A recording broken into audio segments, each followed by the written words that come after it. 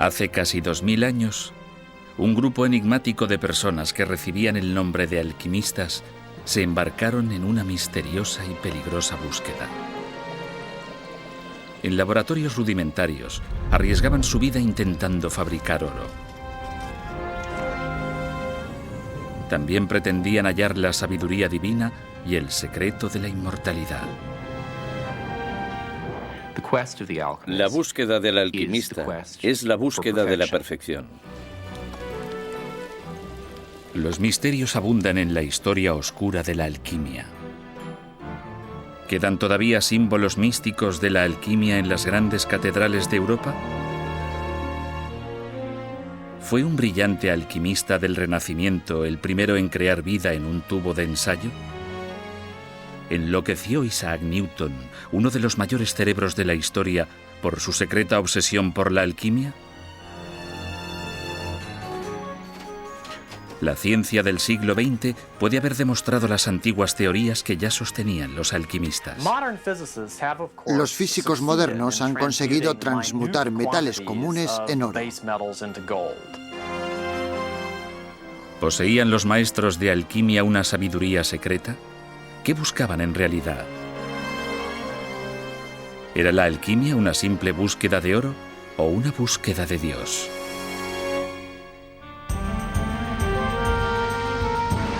Alquimia, magia o ciencia. El sueño dorado.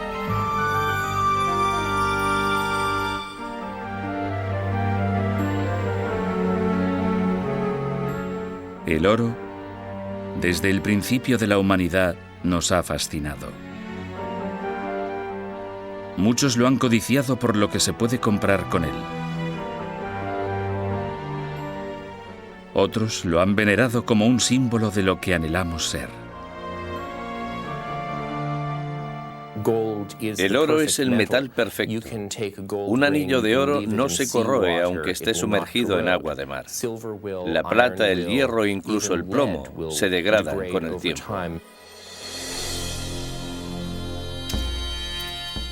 Los faraones de Egipto fueron los primeros en extraer oro hace unos 5000 años.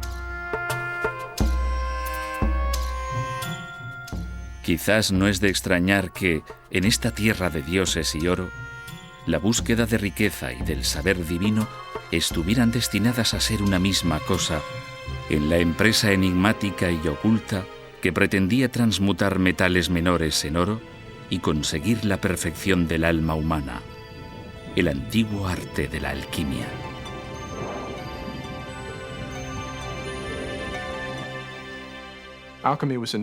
La alquimia se inventó en los primeros 2 siglos después de Cristo, en Alejandría, que está en Egipto.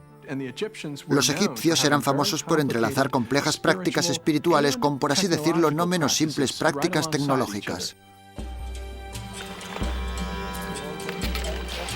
Los orígenes de la alquimia son tan difusos que nadie sabe exactamente qué significa la palabra alquimia. Algunos eruditos atribuyen su procedencia a la palabra egipcia kem, que significa fértil barro del Nilo que prolonga la vida. Otros creen que procede de la palabra griega hima, que significa verter o echar. Desde el principio, los alquimistas ocultaron deliberadamente sus secretos al mundo. La alquimia no estaba concebida para que la comprendiera el pueblo llano. Se consideraba que solo los escogidos por Dios, los iniciados que conocían aquel lenguaje, los capaces de leer sus símbolos y los que eran realmente puros, podían alcanzar aquel maravilloso saber. El más famoso de los alquimistas egipcios fue Zósimo de Panópolis. Vivió en Alejandría en el siglo III después de Cristo.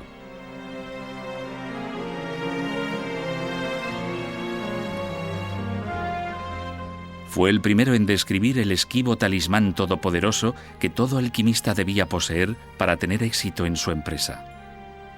Se trataba de un enigma mineralógico conocido como la piedra filosofal.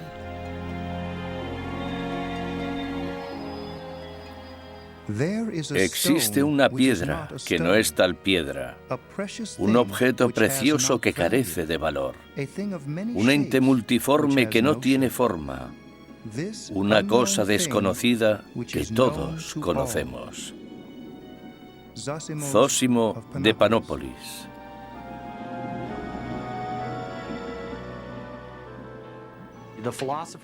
Por lo general, la piedra filosofal se representaba como una sustancia muy densa, cristalina, de color rojo o amarillo, y se creía que con una insignificante porción de dicha sustancia se podía transmutar una gran cantidad de mercurio o plomo en oro.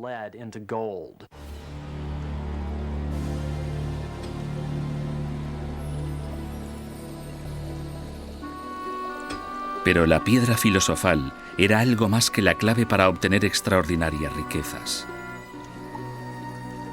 Los alquimistas creían que quien poseyera la piedra tendría en sus manos el poder divino de conceder la vida eterna.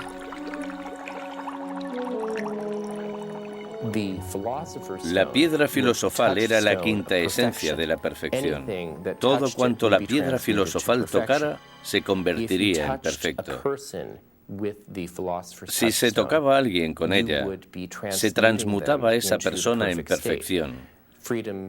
Se la liberaba de todas las dolencias fruto de la edad, enfermedades, males y, por supuesto, de la muerte. En sus talleres oscuros, calurosos y llenos de humo, los alquimistas se esforzaban por crear la piedra filosofal siguiendo antiguas fórmulas místicas, mezclando, fundiendo y disolviendo minerales en un extraño proceso al que llamaban transmutación, parte metalurgia, parte mitología.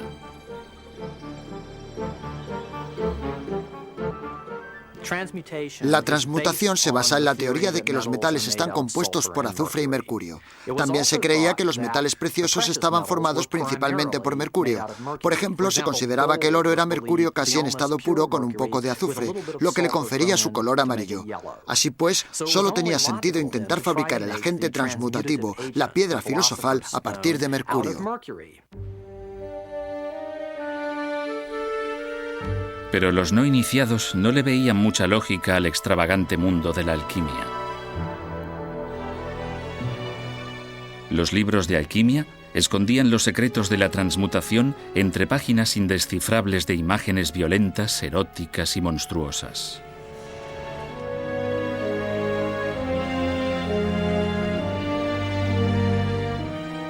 Incluso a los eruditos que han hecho del estudio de la alquimia su profesión, les desconcierta a menudo su fantástico código de símbolos.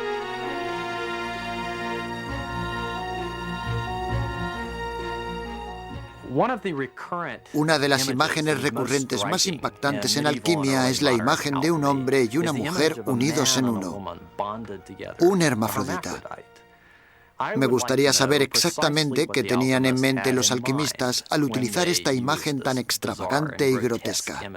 Por una parte, parece simbolizar la unión entre lo volátil y lo estable, lo no volátil. Por otra parte, la unión entre el cuerpo y el alma. Y por otra, la unión entre el bien y el mal. Valdría la pena contar con un alquimista y presionarlo acerca del significado de este símbolo hermafrodita.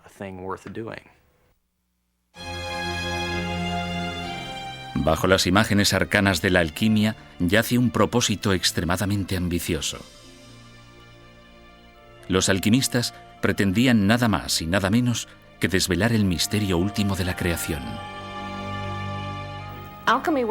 La alquimia constituía la búsqueda del secreto de la vida.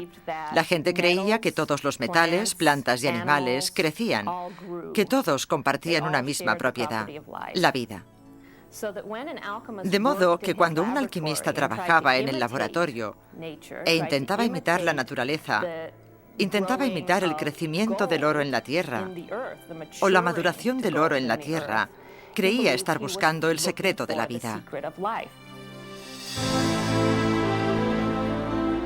Los secretos de la alquimia perduraron a lo largo de siglos de caos, durante la caída del Imperio Romano y la decadencia de la civilización clásica.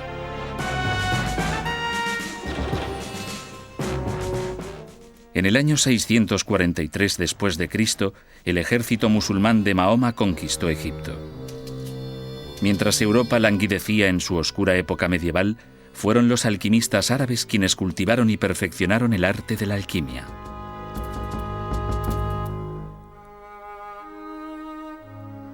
En el siglo XI, los grandes cerebros de Europa aprendían alquimia de sus iguales islámicos.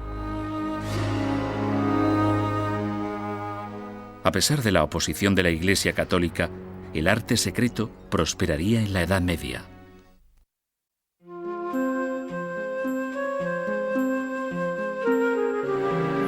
El arte secreto.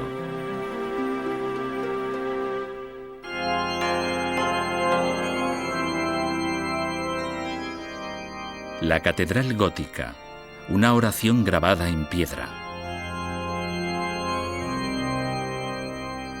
Construidas en los siglos XII y XIII, estas imponentes y elegantes iglesias constituían el máximo esplendor de la cristiandad medieval. Había también en sus deslumbrantes fachadas símbolos místicos ancestrales, iconos alquímicos condenados por el Vaticano. Algunos creen que sí.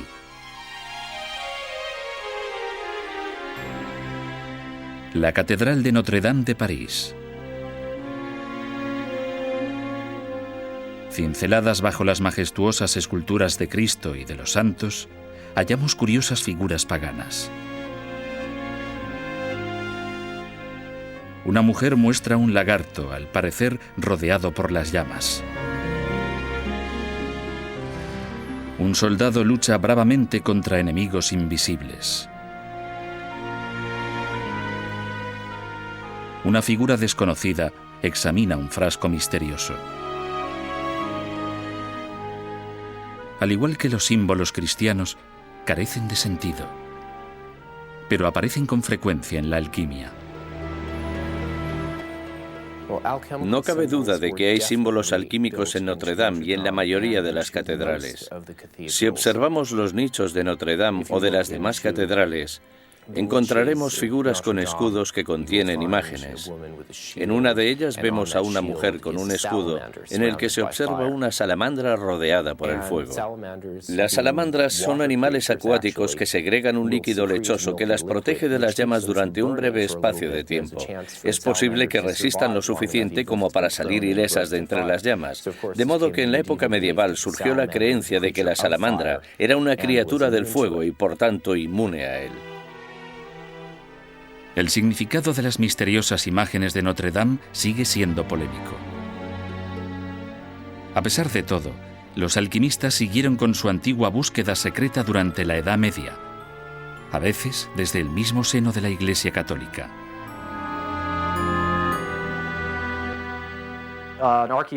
En una excavación arqueológica realizada en el Jardín del Louvre de París, se han encontrado instrumentos alquímicos en una letrina construida en el emplazamiento de un antiguo monasterio. Y los químicos han llegado a la conclusión de que, en efecto, se trataba de sustancias químicas con las que trabajaban los monjes.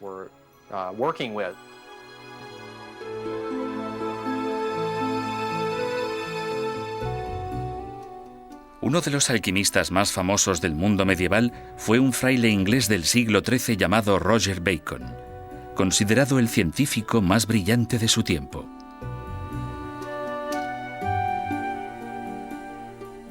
A pesar de experimentar durante años, Bacon nunca logró fabricar oro, pero inventó algo que causaría un gran efecto en la historia: la pólvora.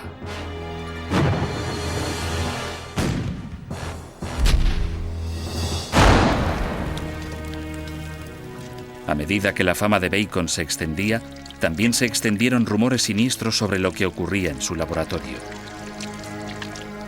Se murmuraba que podía invocar al demonio y que había fabricado una cabeza parlante de metal y un espejo que predecía el futuro.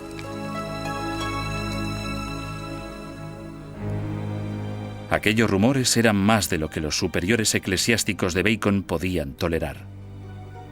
En 1284, el Papa hizo que encarcelaran al monje acusándolo de herejía. El mayor alquimista de la Europa medieval pasó el resto de sus días en prisión. Otros tuvieron destinos más funestos.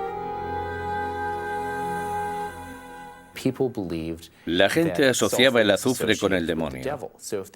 Así que si entraban en tu laboratorio y olía a azufre, no cabía duda de que habías estado conjurando al demonio. Por este motivo, muchos alquimistas medievales murieron en la hoguera acusados de brujería.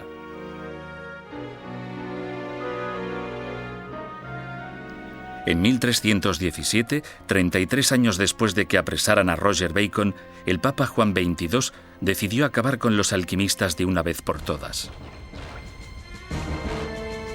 La alquimia queda terminantemente prohibida y aquellos que la practiquen serán castigados. Se les sancionará con el pago al tesoro público en beneficio de los pobres de todo el oro auténtico que hayan fabricado. Si no disponen de suficientes medios para hacer frente al pago, se les considerará delincuentes. Papa Juan XXII.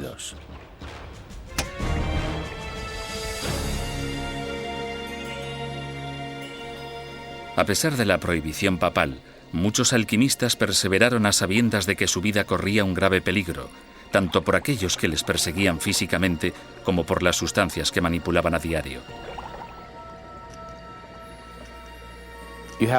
Hay que recordar que la mayoría de alquimistas experimentaban con mercurio y azufre.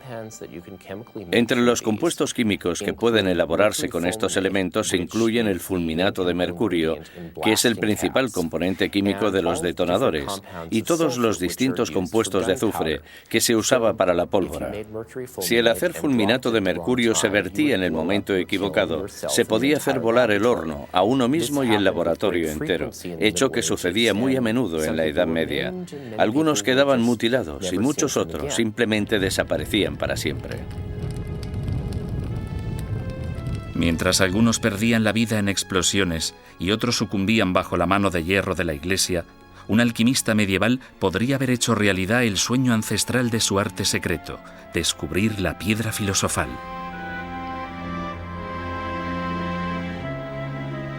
A mediados del siglo XIV, un humilde escribano, Nicolas Flamel, que vivía en París, se ganaba la vida modestamente copiando manuscritos. Durante décadas, intentó también descifrar los símbolos secretos de la alquimia.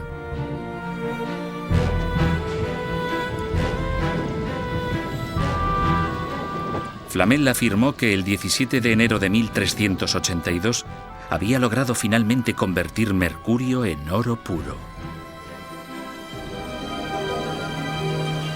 Aunque esta historia parezca ficticia, los registros municipales del París medieval recogen un hecho sorprendente. Antes de morir a principios del siglo XV, Nicolas Flamel y su esposa habían financiado 14 hospitales, 3 capillas y 7 iglesias. ¿Cómo pudo permitirse un modesto escribano dar tal fortuna para fines benéficos? Hoy en día todavía se especula sobre ello.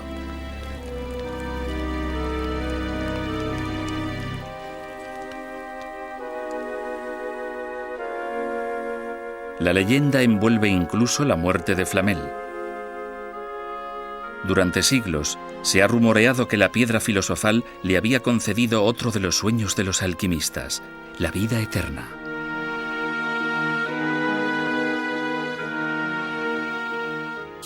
Él y su esposa desaparecieron. Sin embargo, durante años se les vio en ocasiones en Francia y en otros países. La gente aún decía, he visto a Flamel y a su mujer. Estoy seguro de que eran ellos. Y que tenían un extraño tono dorado en la piel y no habían envejecido, a pesar de que habían pasado 10 o 20 años. En 1818, unos 400 años después, apareció en las cafeterías de París un hombre que decía ser Nicolas Flamel y que se ofrecía a revelar los secretos de la piedra filosofal.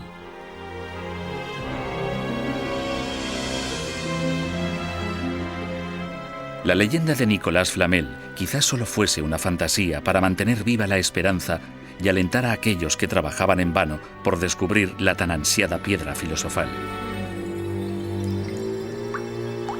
Pero mientras los alquimistas se afanaban en secreto, a riesgo de despertar la ira del Vaticano, los tiempos iban cambiando a su favor. La Europa medieval estaba a punto de transformarse en un glorioso renacimiento que celebraría la sed de conocimientos y el poder del hombre.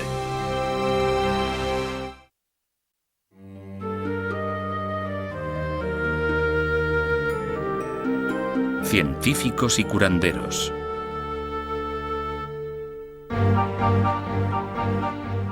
A principios del siglo XVI, una nueva era ponía fin al antiguo mundo medieval. Tras siglos de humillación ante la religión, los europeos florecieron con la liberación del Renacimiento.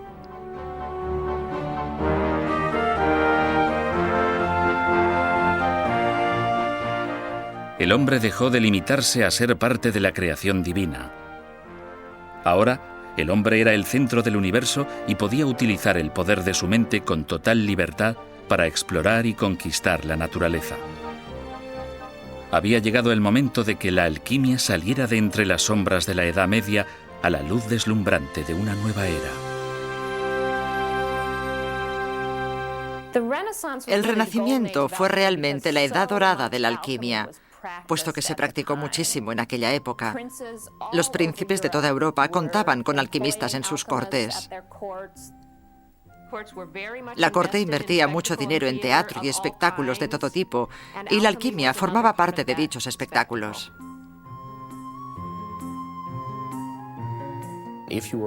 Si eras un noble rico, tenías que tener un alquimista en la corte. Era como tener un astrólogo, un gigante, un bufón, un enano o cualquier otra persona a tu servicio. Era necesario para guardar las apariencias. En la década de 1580, el emperador del Sacro Imperio Romano, Rodolfo II, uno de los soberanos con más poder de Europa, tenía más de 200 alquimistas a su servicio trabajando cerca de su palacio de Praga, en un estrecho callejón al que llamaban Callejuela del Oro.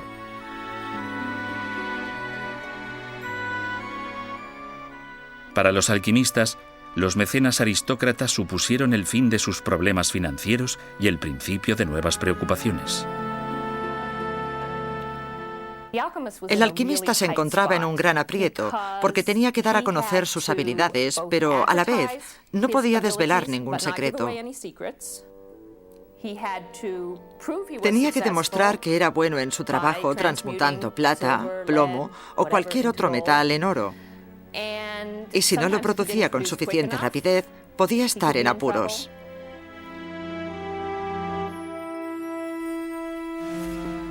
La historia recoge relatos espantosos de príncipes codiciosos que torturaban brutalmente a los alquimistas e intentaban forzarlos a revelar los secretos de su arte. Más de un alquimista se vio obligado a huir para salvar la vida al no materializarse el oro que había prometido. Sin embargo, a pesar de los riesgos que comportaba, el aliciente de vivir a expensas de un noble hizo de la alquimia una profesión popular en el Renacimiento y el fraude más habitual de la época. Si se examinan los registros legales, parece que en la mayoría de casos se torturaba y ejecutaba a los alquimistas por charlatanería. De hecho, sucedía con mucha frecuencia. Se les acusaba de producir oro falso en lugar de oro auténtico.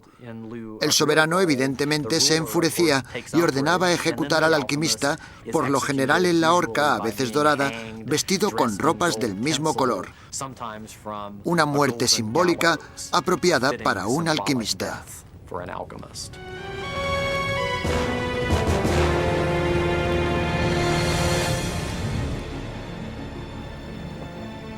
No obstante, existen informes acerca de transmutaciones reales. Hoy en día nos sorprenden este tipo de misteriosas afirmaciones. ¿Cómo pudieron realizar los alquimistas del siglo XVI la tarea, al parecer imposible, de la transmutación?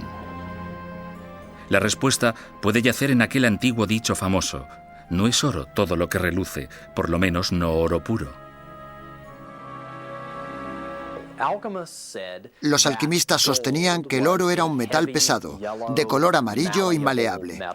Podía convertirse en láminas. Era dúctil, es decir, que podía extenderse en alambres o hilos. Y era muy difícil o incluso imposible que se corroyera. Por tanto, cualquier metal que cumpliera estas condiciones sería oro por definición.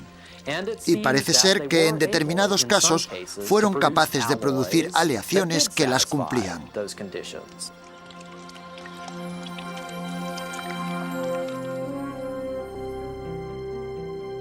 Encabezando este mundo tumultuoso de codicia, misticismo y engaño, destacaba el personaje misterioso de Theophrastus Bombastus von Hohenheim, más conocido como Paracelso.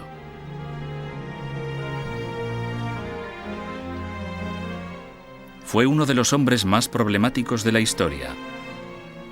De su segundo nombre, Bombastus, surgió en español el adjetivo bombástico, que hace referencia a aquellos que son excesivamente pretenciosos y grandilocuentes. Pero a pesar de su presuntuosidad, Paracelso tenía mucho de qué presumir, puesto que fue él quien dio a la alquimia una nueva y noble utilidad. Mientras los demás alquimistas de su tiempo se esforzaban en conseguir oro para los príncipes, Paracelso utilizaba el arte secreto para remediar el sufrimiento humano. Paracelso es uno de los personajes más extravagantes de la historia de la medicina. Fue muy respetado, pero también muy odiado. Era conocido por haber hallado cura a varias enfermedades que todo tipo de tratamientos tradicionales no habían conseguido remediar.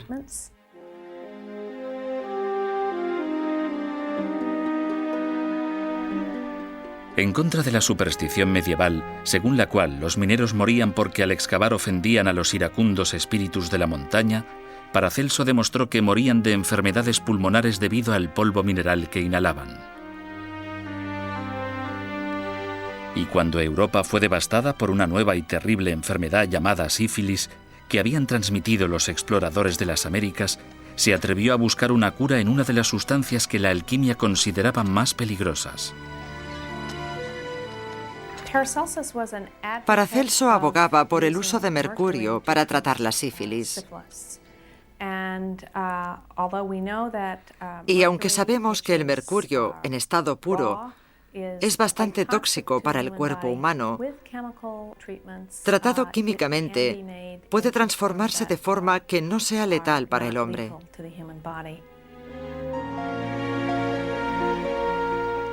Los médicos han utilizado el mercurio para tratar la sífilis hasta el siglo XX. Se recuerda a Paracelso como uno de los mejores médicos de la historia, epitafio que podría haber escrito él mismo sin ningún problema, ya que él era el primero en vanagloriarse de haber creado vida humana.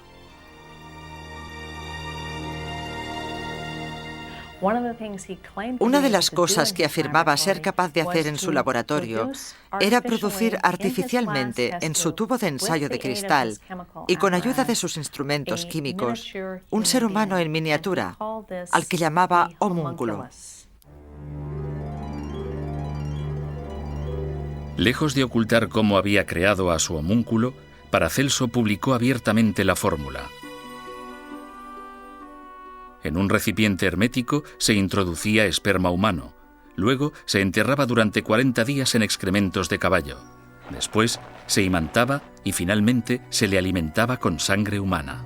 El resultado, según Paracelso, era un ser humano totalmente funcional.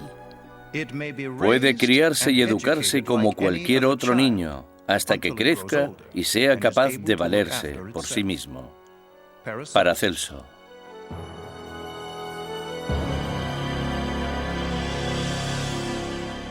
La noticia del homúnculo sacudió a toda Europa.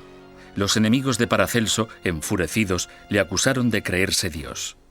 En cambio, los alquimistas que le apoyaban se apresuraron en crear sus propios homúnculos en los laboratorios.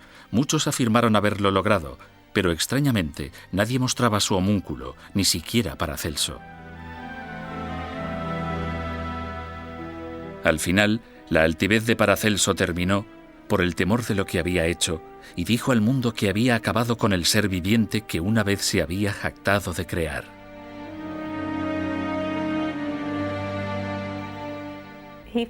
Pensaba que era moralmente ofensivo dar vida a una criatura que carecía de alma. ¿Por qué no tenía alma aquella criatura? Solo Dios podía conceder alma al ser humano.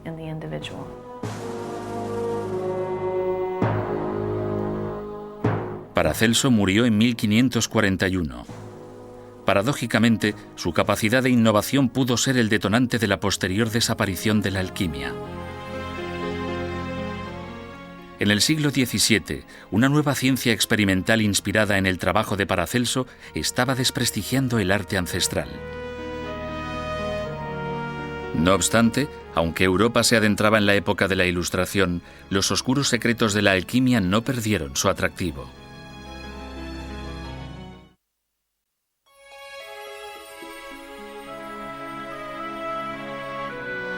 Genio y locura.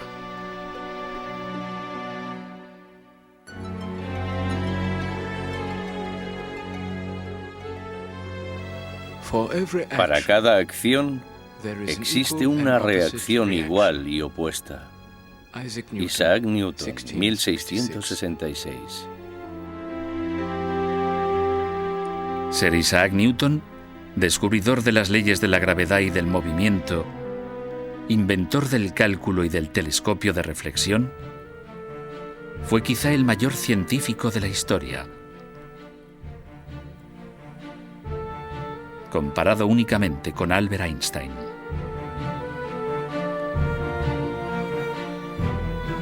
Newton se hizo famoso en vida por sus experimentos en física. Pero pocos sabían que Isaac Newton llevaba a cabo otros experimentos en secreto que ocultó obsesivamente hasta el día de su muerte. Isaac Newton era un apasionado alquimista.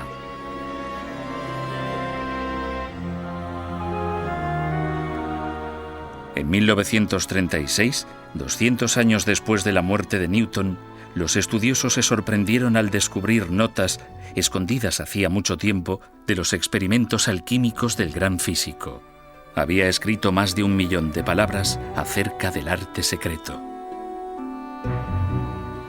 Su sobrino, Humphrey Newton, fue testigo de sus experimentos en el campo de la alquimia. Especialmente en primavera y en otoño solía pasarse 6 semanas en el laboratorio sin apenas apagar el fuego ni de día ni de noche. Nunca pude llegar a saber cuál podía ser el objetivo de sus experimentos, pero su diligencia me hacía pensar que esperaba conseguir algo más allá del alcance del arte y de la industria del hombre. Humphrey Newton.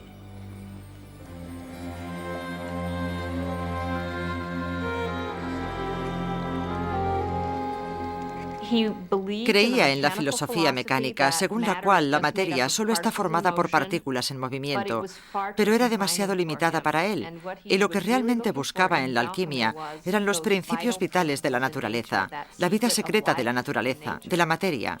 Para él se trataba de una búsqueda religiosa. Algunos eruditos opinan que en la alquimia puede hallarse la clave de uno de los episodios más desconcertantes de su vida. A los 51 años de edad, Newton envió extrañas cartas a sus amigos más cercanos.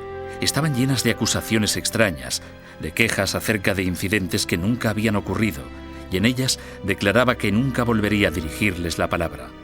También se quejaba de insomnio y de misteriosas indisposiciones. Este extraño episodio desconcertó a generaciones enteras de eruditos, hasta que la obsesión de Newton por la alquimia salió a la luz. El insomnio, la pérdida de memoria y los delirios paranoicos son síntomas típicos del envenenamiento por mercurio. ¿Hizo la alquimia que uno de los mayores intelectos del mundo perdiera el juicio temporalmente?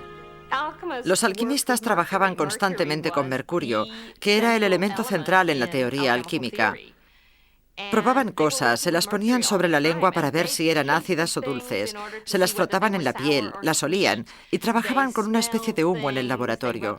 No me sorprendería que Newton se hubiera envenenado con mercurio.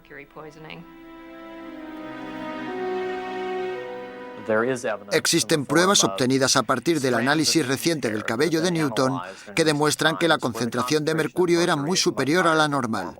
Por tanto, me parece del todo plausible que Newton sufriera de inestabilidad mental en un momento dado de su vida a resultas de la experimentación alquímica.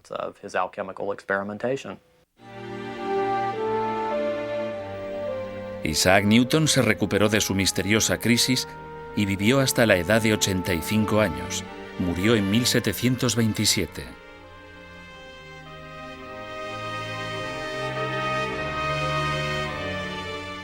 En los últimos años, confesó a sus amigos que echaban mucho de menos la alquimia y que, si fuera más joven, según sus propias palabras, daría otro toque a los metales.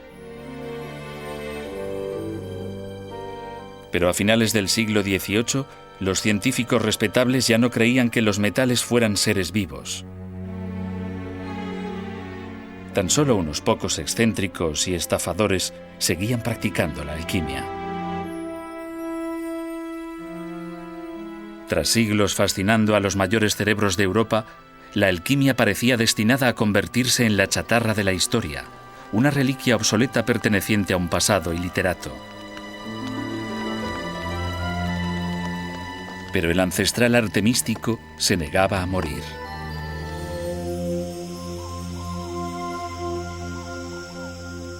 A principios del siglo XX, el antiguo arte de la alquimia parecía destinado al olvido.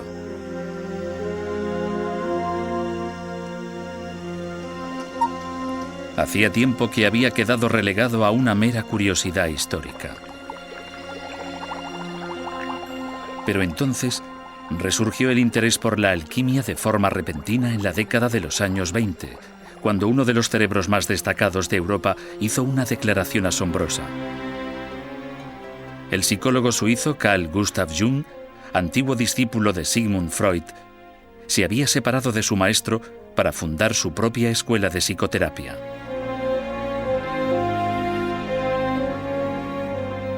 En un informe, Jung explicaba que sus pacientes veían imágenes misteriosas y fantásticas en sus sueños, imágenes que afirmaban no tener ninguna relación con su vida personal. Durante años, Jung reflexionó sobre estos sueños, incapaz de interpretar aquellas imágenes, hasta que topó con los tratados abandonados hacía mucho tiempo de antiguos alquimistas.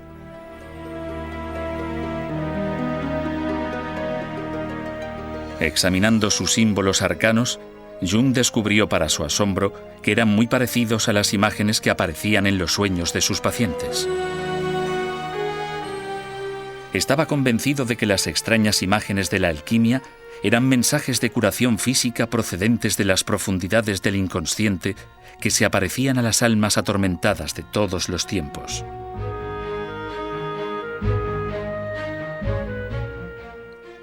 El simbolismo de la alquimia tiene mucho que ver con la estructura del inconsciente. Los sueños de los hombres y mujeres de nuestros tiempos contienen a menudo imágenes y metáforas que se encuentran en los tratados medievales. Carl Jung. Carl Jung dedicó el resto de su vida a desarrollar y defender su nueva y sorprendente interpretación de la alquimia como una escuela secreta de psicoterapia sagrada. Sus discípulos continúan su trabajo todavía hoy. La psique se encuentra en la oscuridad y debe ser liberada, igual que el oro se obtiene de la materia en la alquimia. De modo que al ser liberada, al hacer consciente lo que es inconsciente, se está produciendo una especie de proceso alquímico. Es pues lo mismo pasar por el proceso del psicoanálisis que trabajar en el laboratorio hasta conseguir encontrar la piedra filosofal. Una vez que te encuentras a ti mismo, te conviertes en una persona autorrealizada. Has encontrado una piedra filosofal y tanto metafórica como psicológicamente has logrado alcanzar el estado de trascendencia. La interpretación psicológica de la alquimia de Jung sigue siendo controvertida. Pero Jung no ha sido el único pensador del siglo XX que se ha dedicado a la investigación de los misterios de la alquimia. En 1941, en la Universidad de Harvard, los físicos combinaron el poder de la era atómica con la ancestral labor alquímica de la transmutación. Mediante el recién inventado acelerador de partículas, bombardearon 400 gramos de mercurio con neutrones de alta velocidad y transformaron una minúscula cantidad de mercurio en oro. ¿Se trataba de la primera transmutación con éxito de la historia? ¿O simplemente demostraba que siempre había sido posible transmutar metales?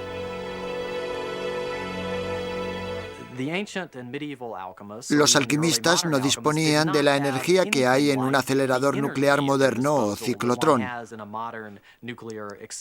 Y de hecho, no es justificación suficiente para pensar que los alquimistas fuesen capaces realmente de transmutar metales solo porque los físicos modernos sí pueden. Pero, por otra parte, sí que ofrece una justificación actual de su teoría, de la creencia de que los elementos podían transmutarse.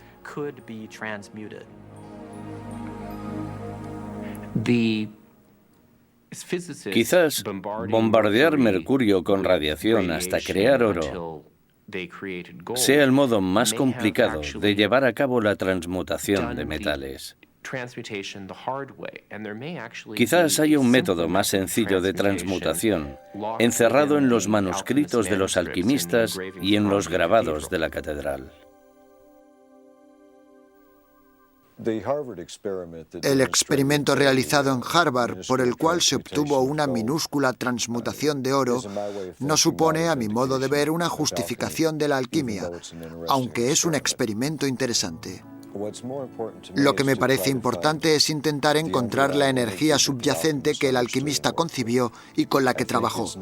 Creo que no es tan importante demostrar que es posible transmutar metales. Para mí, eso es un hecho.